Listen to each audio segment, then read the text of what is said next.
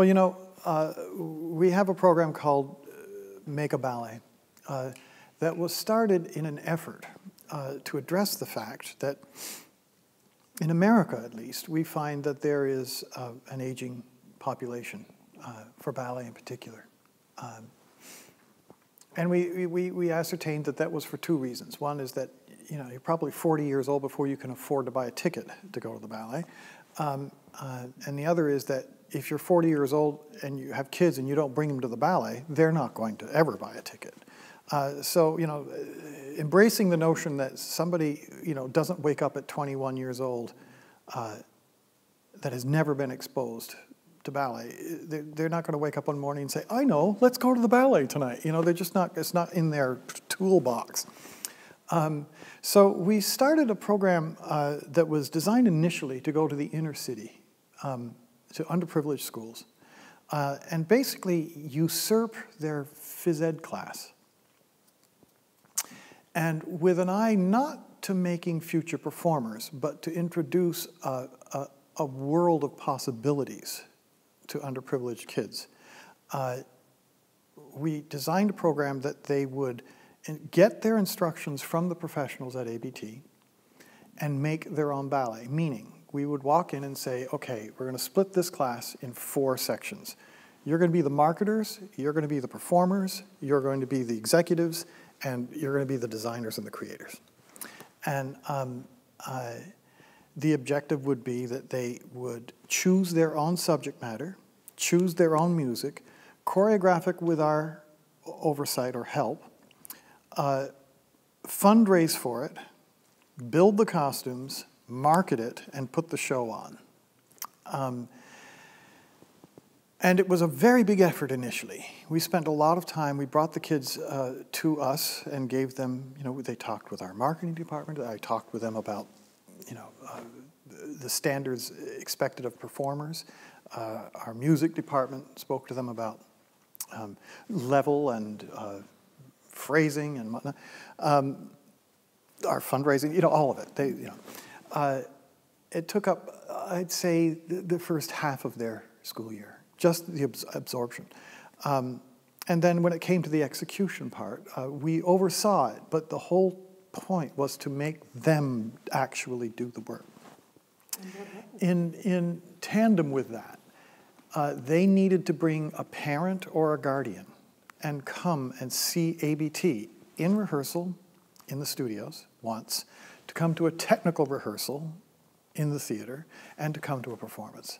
And then it culminates in a program we called Young People's Ballet Workshop, where they would not only have, after they had executed their ballet and sold their tickets and at their high school for their friends, that the few choice ones that really resonated or were particularly good at what they did, not necessarily for the product, but for the process, appeared on the stage with American Ballet Theatre at the Metropolitan Opera House and presented their dance.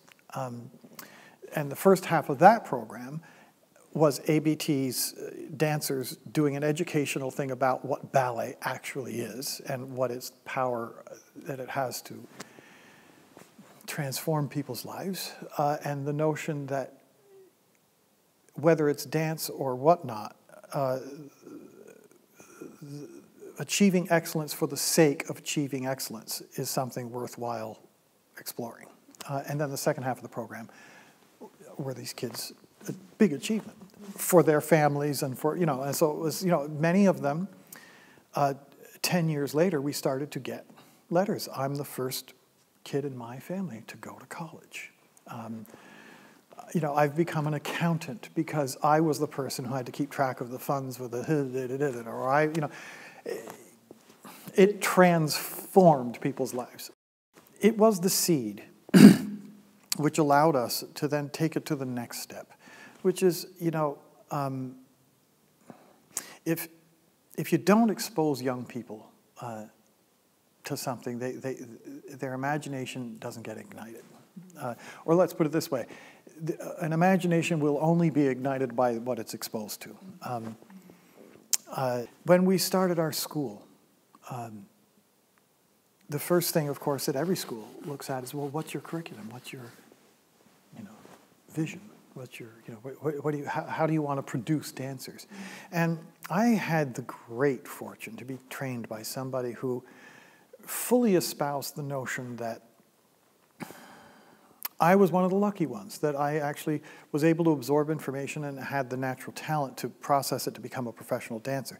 But as this brilliant woman said, she said, but that's not the point of teaching dance.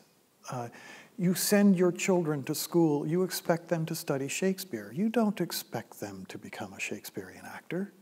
If they do, well, that's just great. But you send them to study that because you want them to learn the cultural lessons behind those great themes that Shakespeare made, or a character development, and why would somebody make such a choice in life? And it's the point of that cultural experience is to get the kids talking about community and choices, because ultimately, as we all know, if you don't help people make good choices, then they are doomed to make poor choices.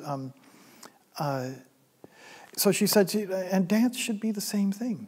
It should be required. You should have math and science and English and dance and literature, and because it teaches you self-respect. It teaches you respect for another. It teaches you teamwork. It teaches you discipline. It teaches you, and also, and most importantly, the notion of trying to achieve excellence for the sake of trying to achieve excellence. It's not to get rich. It's not to get famous. It's to trying to be excellent at something. So it's about self-esteem. And then if the student has a propensity to actually go forward in the field, great, But what ultimately, that's the kind of exposure I had from a teacher who taught the whole child.